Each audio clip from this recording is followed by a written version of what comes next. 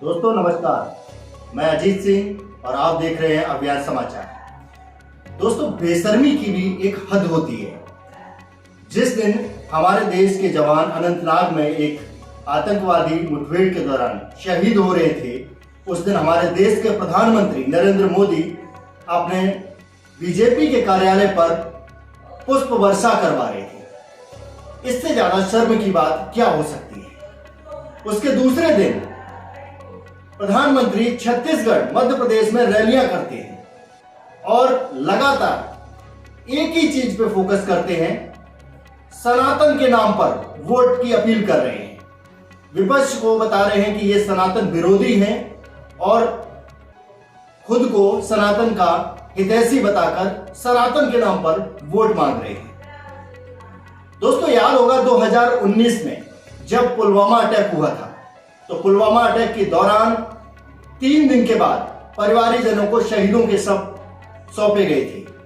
प्रधानमंत्री ने बाकायदा दिल्ली के पालम एयरपोर्ट पर शहीदों के शवों को मंगवाया था और चुनाव नजदीक थे, इसलिए अपने आप को चमकाने के लिए हर एंगल पे कैमरा लगवाकर और शहीदों को सलामी शूट करवाई थी। लेकिन अनंतनाग में 3 जवान, हमारे बहादुर जवान शहीद हो गए।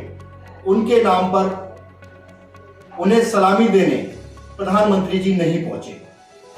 इससे ज्यादा दुख की बात क्या हो सकती है। जरा आप लोगों को भी देखना चाहिए कि क्या चल रहा है। सनातन के नाम पर वोट मांगते हैं, ऐसे क्या आप लोगों को, ऐसे लोगों को सपोर्ट करना चाहिए।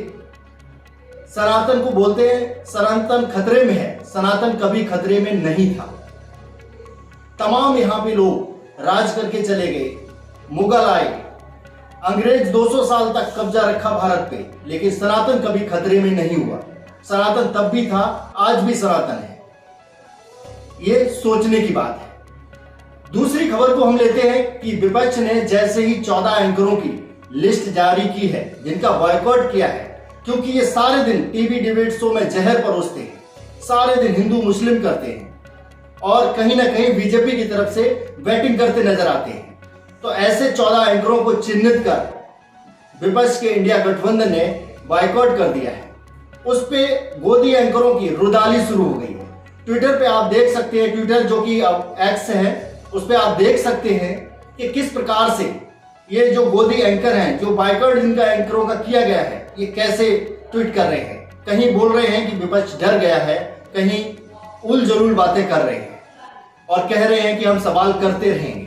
बिल्कुल करिए सवाल, लेकिन कभी सत्ता पक्ष से भी सवाल करिए।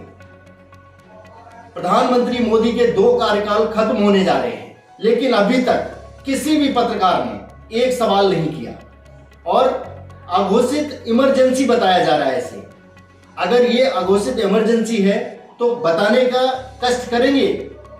एबीपी न्यूज पे संदीप चौधरी एक प्रोग्राम चलाते हैं, सीधा सवाल।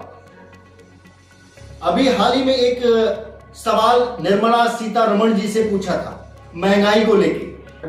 निर्मला सीतारमण वहां पर घबरा गई। एक पत्रकार, अभी पूरी टीवी इंडस्ट्री में अगर बात की जाए, टीवी पत्रकारिता की बात की जाए, तो संदीप चौधरी एक इकलौते पत्रकार ऐसे हैं जो सीधा सवाल कर रहे हैं। उनको बॉयकॉट कर दिया गया, बीजेपी की तरफ से बॉयकॉट कर दिया गया। और यही नहीं, ये 14 एंकर जो बॉयकॉट जिनका किया गया है विपक्ष के द्वारा, उनको डिफेंड करने के लिए पूरी बीजेपी पार्टी, पूरा बीजेपी के प्रवक्ता उतर आए हैं मैदान में और उल जलूल तरीके से बातें कर रहे हैं। सोचने की बात है कि अगर बॉयकॉट को इमरजेंसी बता रहे हैं, उनका कोई बॉयकॉट को इमरजेंसी जो बता रहे हैं, सोचने की बात यह है कि संदीप चौधरी को जो बॉयकॉट किया गया, इसको क्या बताएंगे। 2014 याद होगा, 2014 में बीजेपी पार्टी ने अपने ट्विटर हैंडल से लिखित में यह बयान जारी किया था कि एनडीटीवी को बॉयकॉट किया जाए। रवीश कुमार, जिन्होंने एक बार बीजेपी प्रवक्ता संबित पात्रा से तीखे सवाल पूछ लिए, तो रवीश कुमार का बॉयकॉट कर दिया गया। क्या वो इमरजेंसी नहीं थी? तो जरा सोचने की बात है।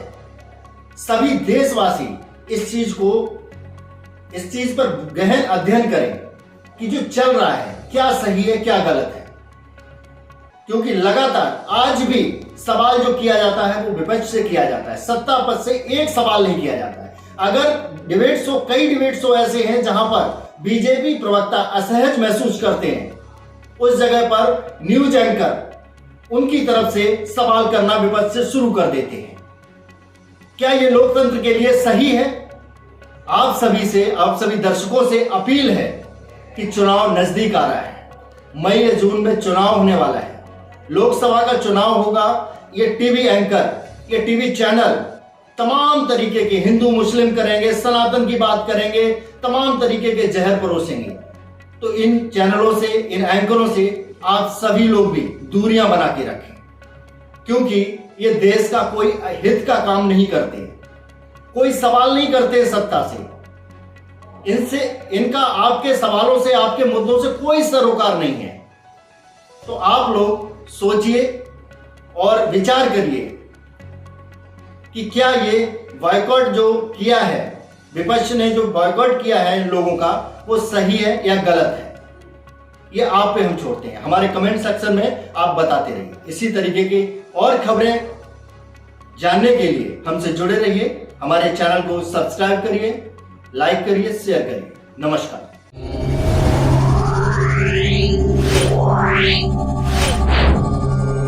Yeah.